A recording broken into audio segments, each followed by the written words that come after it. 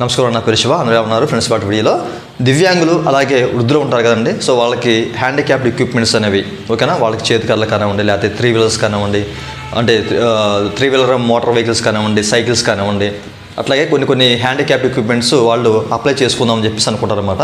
మనకి రాష్ట్ర ప్రభుత్వాల మనకి యొక్క హ్యాండిక్యాప్ ఎక్విప్మెంట్స్ అనేవి ప్రొవైడ్ చేస్తూ ఉంటాయి కదా ఓకేనా. ముఖ్యంగా మన ఆంధ్ర రాష్ట్ర ప్రభుత్వం సంబంధించింది. కొంతమంది నన్ను అడిగారండి ఎట్లా అప్లై చేసుకోవాలి, ఎక్కడ అప్లై చేసుకోవాలని చెప్పేసి ఓకేనా. అందుకే నేను ఈ వీడియో చేయడం జరుగుతుంది అనమాట. సో చాలామందికి దీని గురించి ఒక అవగాహన ఉండకపోవచ్చు. సో వీలైనంత వరకు ఇట్లాంటి వీడియోస్ అందరికీ షేర్ చేయండి. ఎందుకంటే నాకు తెలియదు, కొంతమంది నన్ను అడిగారు కాబట్టి సెర్చ్ చేసి మరీ ఈ వీడియో చేస్తున్నాను ఓకేనా. ఎక్కడ అప్లై చేసుకోవాలి ఏంటి అనేది మీకు ఇక్కడ చూపిస్తాను. ఓకే, స్కిప్ చేయకుండా ఎంతవరకు చూడండి, మీకు క్లియర్గా అర్థమవుతుంది. అయితే వీడియోకి వెళ్ళే ముందు ఇలాంటి విషయాలు మీరు మరి కూడా కింద సబ్స్క్రైబ్ బటన్ ఉంది, దాన్ని ట్యాప్ చేసి మంచిగా సబ్స్క్రైబ్ చేసి పక్కన ఉన్న బెల్ బటన్ని యాక్టివేట్ చేయండి, ఎందుకంటే లైక్ చేయండి.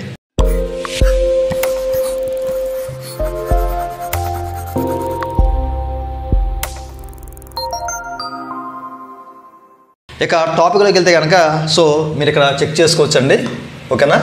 ఏపీడిఏ ఎస్సీఏసీ ఓకేనా. దీనికి సంబంధించిన లింక్ వీడియో కింద మీకు డిస్క్రిప్షన్ ప్రొవైడ్ చేస్తాను.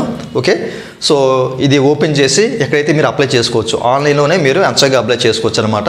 అయితే ముఖ్యంగా కొంతమందికి రేజ్ అయ్యే డౌట్ ఏంటంటే ఇది ఎప్పటి వరకు ఉంటుంది, దీనికి ఏదైనా టైం లిమిట్ ఉందా అని చెప్పేసి అడుగుతున్నారు. దీని నుంచి ఎట్లాంటి ఇన్ఫర్మేషన్ అయితే లేదు. బట్ ఏంటంటే విజయవాడ సంబంధించిన ఏపీడిఏ ఎస్సీఏసీ వాళ్ళు ఏంటంటే ఒక ప్రెస్ నోటీస్ రిలీజ్ చేశారన్నమాట. వీళ్ళు ఏంటంటే 25/11/2025 ఎవరికి ఈ యొక్క దివ్యాంగులు ఎవరైతే ఉన్నారో సో వాళ్ళకి 3 చక్రాల మోటార్ వాహనాలు అప్లై చేసుకోవడానికి టైం అయితే ఇచ్చారన్నమాట. అది కూడా 25/11/2025 అంటే టైం అయిపోయింది, లెక్క ప్రకారమే టైం అయిపోయింది. సో దీనికి గాను మళ్ళీ ఇంకో నోటిఫికేషన్ ఓకేనా, ఇంకో ప్రెస్ నోటీస్ రిలీజ్ చేశారన్నమాట. 30వ తారీఖు వరకు వీళ్ళకి టైం ఇచ్చారన్నమాట. ఈ నెల 30వ తారీఖు వరకు 30/11/2025 వరకు టైం అయితే ఉంది. సో మీరు ఆన్లైన్లో అప్లై చేసుకోవచ్చు.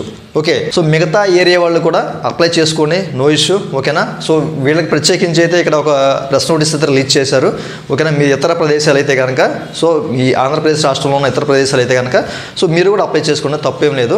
ఓకే, సో చూశారు కదా, విజయవాడకి అయితే 30/11/2025 వరకు అయితే టైం ఇచ్చారనమాట ఓకేనా.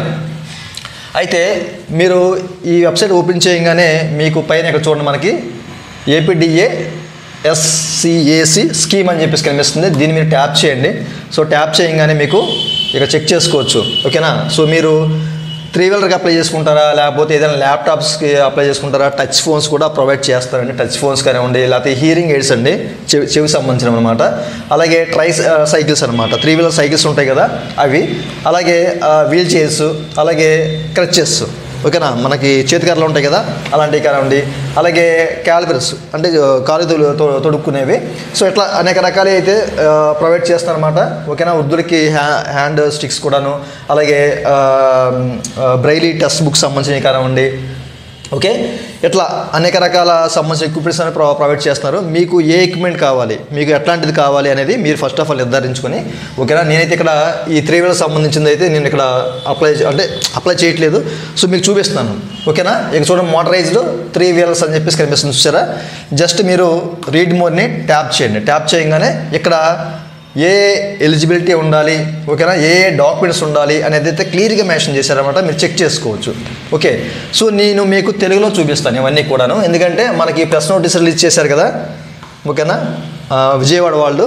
సో వీళ్ళు క్లియర్గా మెన్షన్ చేశారన్నమాట ఏం కావాలి ఏంటి అనేది ఇక్కడ క్లియర్గా మెన్షన్ చేశారు. మీకు ఒక ఐడియా వస్తుందన్న ఉద్దేశంతో మీకు ఇక్కడ చూపిస్తాను అనమాట తెలుగులో. ఓకే, 25/11/2025 నాటికి 18 నుంచి 45 సంవత్సరాల వయసు మధ్య కలిగిన వాళ్ళే ఉండాలన్నమాట ఈ స్కీమ్కి అప్లై చేసుకోవాలంటే కనుక.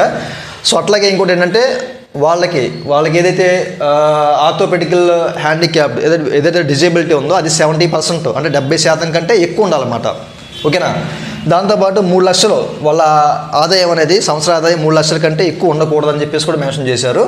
వాళ్ళు ఆంధ్ర రాష్ట్రానికి చెందిన వాళ్ళై ఉండాలని చెప్పేసి కూడా మెన్షన్ చేశారు. దాంతోపాటు ఒక డ్రైవింగ్ లైసెన్స్ కూడా కలిగి ఉండాలన్నమాట.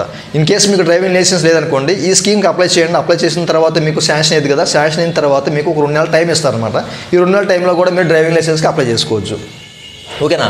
సో దాంతోపాటు ఏంటంటే ఇంతకుముందు మీరు ఏ ప్రైవేట్ సంస్థల ద్వారా కానివ్వండి, అలాగే ఏదైనా గవర్నమెంట్ సంస్థ ద్వారా కానివ్వండి, ఎట్లాంటి వాహనాన్ని మీరు కొనుగోలు చేసి ఉండకూడదు అనమాట. అది 2 వీలర్ కానివ్వండి, 3 వీలర్ కానివ్వండి, 4 వీలర్ కానివ్వండి, ఓకేనా. ఏది కొనుగోలు చేసి ఉండకూడదు అనమాట.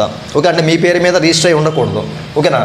సో దాంతోపాటు ఏంటంటే ఈ ప్రయోజనం అనేది అంటే ఈ స్కీమ్ మీరు లైఫ్లో ఒకసారి మాత్రమే అప్లై చేసుకుంటానికి అవకాశం ఉంటుంది అని చెప్పేసి కూడా క్లియర్గా మెన్షన్ చేశారు, ఓకేనా.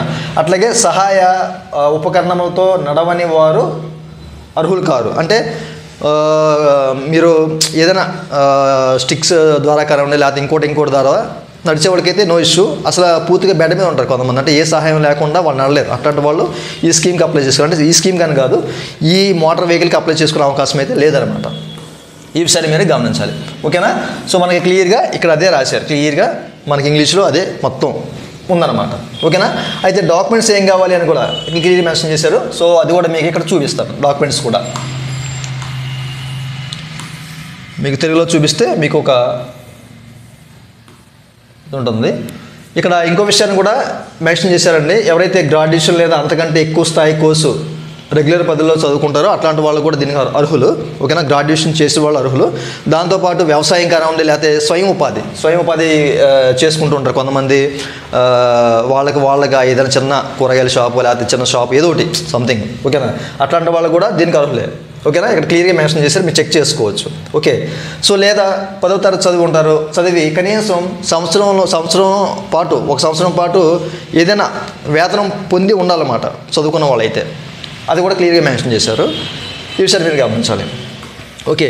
సో దీంతో పాటు ఇంకేమేం కావాలి అనేది క్లియర్గా మెన్షన్ చేశారండి, ఓకేనా. వికలాంగులు ధృవపత్రం అంటే సదనం సర్టిఫికేట్ ఉండాలన్నమాట, ఆధార్ కార్డు ఉండాలి. అలాగే మనకి SSC సర్టిఫికేట్ చదువుకున్న వాళ్ళకి కుల ధృవీకరణ పత్రం ఉండాలి, తాజా ఆదాయ ధృవీకరణ పత్రం ఉండాలన్నమాట, ఓకేనా. దాంతోపాటు బొనఫైడ్ సర్టిఫికేట్ ఉండాలి, ఓకే. అంటే విద్యార్థులు అయితే బొనఫైడ్ సర్టిఫికేట్ ఉండాలి, లేకపోతే ఉపాధి ధృవపత్రం ఉండాలన్నమాట. అది ఎక్కడ అప్లై చేయాలి అనేది తర్వాత మీకు చెప్తాను, ఓకేనా. అలాగే పాస్పోర్ట్ సైజ్ ఫోటోలు కావాలి. ఇంతకుముందు వాహనం పొందలేదని చెప్పేసి స్వీయ ప్రకటన కూడా కావాలన్నమాట, సెల్ఫ్ డిక్లరేషన్ కూడా కావాలి. అది కూడా ఎక్కడ ఏంటి అనేది చూపిస్తాను. అంటే ఇవి ఉంటే మీకు సరిపోతుంది అనమాట, ఓకేనా. ఓకే, సో అదే క్లియర్గా మెన్షన్ చేశారు ఇక్కడ కూడా, టోటల్గా అవే క్లియర్గా మెన్షన్ చేశారు, మీరు ఇక్కడ చెక్ చేసుకోవచ్చు, ఓకే. అయితే ఇక్కడ సెల్ఫ్గా అంటే మనకి సెల్ఫ్ ఎంప్లాయ్మెంట్ కొంతమంది పొందుతూ ఉంటారు, అట్లాగే వ్యవసాయం చేస్తూ ఉంటారు కదా. సో అది మేము చేస్తున్నాము అనేది ఒక సర్టిఫికేట్ మనం తీసుకోవాలి. అది ఎక్కడ నుంచి తీసుకోవాలంటే కనుక ఇక్కడ మీరు క్లియర్గా మెన్షన్ చేశారు, ఒక MPDO కానివ్వండి, మున్సిపల్ కమిషనర్స్ నుంచి సెల్ఫ్ రిజిస్ట్రేషన్ చేసుకోవాలన్నమాట. మీకు ఒక అప్లికేషన్ కూడా ఇచ్చారు డౌన్లోడ్ అని చెప్పేసి, మీరు చెక్ చేసుకోవచ్చు. ఇది క్లిక్ చేస్తే కనుక డౌన్లోడ్ అయిపోతుంది అప్లికేషన్. అది ఫిల్ చేసి మీరు MPDO కానివ్వండి, లేకపోతే మున్సిపల్ కార్పొరేషన్కి సంబంధించిన కమిషనర్ ఎవరైతే ఉన్నారో సో వాళ్ళు కనెక్ట్ అయ్యి అక్కడ మీరు వాళ్ళతో సైన్ చేసుకుని సరిపోతుంది అనమాట. అంటే స్వయం ఉపాధి పొందేవాళ్ళు కానివ్వండి, వ్యవసాయం చేసేవాళ్ళ గురించి చెప్తున్నాను, ఓకేనా. దాంతోపాటు ఏంటంటే ఇంకో సెల్ఫ్ డిక్లరేషన్ కావాలి. అదేంటి, కొంతమంది ఫిజికల్గా అంటే డిజేబిలిటీ లేకపోయినా వాళ్ళు అప్లై చేస్తూ ఉంటారు అనమాట. అట్లాంటి వాళ్ళ మీద స్వయంగా ఏదైనా లీగల్గా ప్రొసీడ్ అవ్వాలంటే అంటే దానికి సంబంధించిన నేను ఓకే చేస్తున్నాను అని సెల్ఫ్గా డిక్లరేషన్ చేయాలన్నమాట. నేను ఏదైనా తప్పు చేస్తే కనుక నా మీద యాక్షన్ తీసుకోండి అని చెప్పేసి మనం ఒక సర్టిఫికేట్ కూడా ఇవ్వాలన్నమాట. డౌన్లోడ్ చేసుకోవాలి, ఫామ్ డౌన్లోడ్ చేసి, ఓకేనా. దాని మీద సెల్ఫ్ రిజిస్ట్రేషన్ చేసి ఇక్కడ అప్లోడ్ చేయాల్సి వస్తుంది అనమాట. ఇంకో సెల్ఫ్ డిక్లరేషన్ కూడా కావాలన్నమాట. అదేంటంటే ఇప్పటివరకు నేను అట్లాంటి మోటార్ వెహికల్ ఎక్కడ కూడా తీసుకోలేదు, నా పేరు మీద లేదు అనేది ఒక సెల్ఫ్ డిక్లరేషన్ కూడా ఇవ్వాలి. దానికి సంబంధించిన అప్లికేషన్ కూడా ఉంది ఇక్కడ, ఓకేనా. దీన్ని డౌన్లోడ్ చేసుకోండి, ఓకే. ఇక్కడ మీరు చెక్ చేసుకోవచ్చు డిక్లరేషన్. ఇక్కడ మనకి 1, అలాగే డిక్లరేషన్ 2, అలాగే 3 3 ఫామ్స్ ఇచ్చారు. ఈ 3 ఫామ్స్ కూడా డౌన్లోడ్ చేసుకుని ఫిల్ చేసి, ఓకేనా, ఇవ్వాలి. ఇదన్నీ కూడా మీరు JPG, PNG అండ్ JPG ఈ ఫార్మెట్లో ఉండాలి. 2 MB సైజు లోపు ఉండాలన్నమాట ఈ ఫార్మెట్స్ అంతా కూడా. చూశారు కదా, ఇవన్నీ కూడా మీరు రెడీ చేసుకోవాలి. రెడీ చేసుకున్న తర్వాత కింద మనకి ఏంటంటే అప్లై నౌ అని చెప్పేస్తుంది కదా, దీన్ని మీరు ట్యాప్ చేయండి, ఓకేనా. క్లిక్ చేయగానే మనకి ఫామ్ అయితే ఓపెన్ అయిపోతుంది అనమాట. అప్లికేషన్ ఫామ్ అంతా మీరు చెక్ చేసుకోవచ్చు. ఇది ఏముండదు, చాలా సింపుల్గా ఉంటుంది అనమాట. అప్లికేషన్ ఫామ్ అంతా చాలా సింపుల్గా ఉంటుంది. సో మీకు చెక్ చేసుకోవచ్చు. First of all southern number ఉంటుంది కదా, మీ సదరన్ సర్వీస్ నెంబరు, దాన్ని మీరు ఎంటర్ చేసేయాలి. అప్లికెంట్ నేము, మీ నేము, ఆధార్, అలాగే జనరల్ కానివ్వండి, డిజేబిలిటీ పర్సంటేజ్ ఎంత ఉంది, ఓకేనా. 70% కంటే ఎక్కువే ఉండాలన్నమాట, ఓకేనా. అలాగే టైప్ ఆఫ్ డిజేబిలిటీ ఏంటి, డేట్ ఆఫ్ బర్త్ కానివ్వండి, ఫాదర్ నేమ్ కానివ్వండి, క్యాస్ట్ ఏంటి, మ్యాటర్ స్టేటస్ ఏంటి, ఓకేనా. ఆ తర్వాత నేటివ్ అడ్రస్ అనేది మీ సంబంధించిన అడ్రస్ అంతా కూడా ఫిల్ చేయాలన్నమాట. మీరు ఎక్కడ ఉంటున్నారు ఏంటనేది ఈ అడ్రస్ అంతా ఫిల్ చేయాలి. ఆ తర్వాత కిందకు వచ్చేసరికి మీ ఫోన్ నెంబర్లు ఈమెయిల్ ఇవన్నీ కూడా ఇచ్చేయాలి ఉంటే ఓకేనా. ఆ తర్వాత ప్రజెంట్ అడ్రస్ అని చెప్పేసి ఉంది. సో ఈ అడ్రస్లో ఉంటే కనుక మీరు జస్ట్ ఇక్కడ మీకు సేమ్ యాజ్ నేటివ్ అడ్రస్ అని చెప్పేసి ఉంటుంది. జస్ట్ మీరు ట్యాప్ చేశారంటే ఆ పైన మీరు ఫిల్ చేసే అడ్రస్ అంతా ఇక్కడ మీకు ఫిల్ అయిపోతుంది అనమాట ఓకేనా. సో ఈ విషయాన్ని మీరు గమనించాలి. ఇవన్నీ కూడా ఇచ్చేయాలన్నమాట. మీ యాన్యువల్ ఇన్కమ్ ఎంత అనేది కూడా ఇక్కడ ఇవ్వాలి ఓకే. సో మీరు క్లియర్గా మెన్షన్ మీకు ఏదైనా లైసెన్స్ ఉంటే కనుక దాని లైసెన్స్ సోర్స్ ఆఫ్ ఇన్కమ్కి సంబంధించిన విషయాలు కానివ్వండి ఇవన్నీ కూడా ఇక్కడ ఎంటర్ చేయాలన్నమాట. ఆ తర్వాత మీ ఎడ్యుకేషన్ క్వాలిఫికేషన్ ఏంటి అనేది కూడా క్లియర్గా మెన్షన్ చేశారు. ఇవన్నీ కూడా మీరు ఎక్కడ చదివారు ఏంటి ఎంత చదివారు ఆ విషయాలు కూడా ఇక్కడ మీరు చేసుకోవాలన్నమాట ఓకే. ఆ తర్వాత మీకు ఇక్కడ డాక్యుమెంట్స్ రిక్వైర్డ్ అంటే ఇక ఇంతకుముందు చూపించాను కదా ఆ డాక్యుమెంట్స్ అన్నీ కూడా ఇక్కడ అప్లోడ్ చేయాలి. మీకు కనిపిస్తున్నాయి కదా ఓకేనా. డిజేబుల్డ్ సర్టిఫికేట్ కానివ్వండి, ఆధార్ కార్డు కానివ్వండి, ఎస్ఎస్సి సర్టిఫికేట్ కానివ్వండి, అలాగే లాస్ట్ ఇన్కమ్ సర్టిఫికేట్ కానివ్వండి, పాస్పోర్ట్ సైజ్ ఫొటోస్ కానివ్వండి, అలాగే క్యాస్ట్ సర్టిఫికేట్ కానివ్వండి ఓకేనా.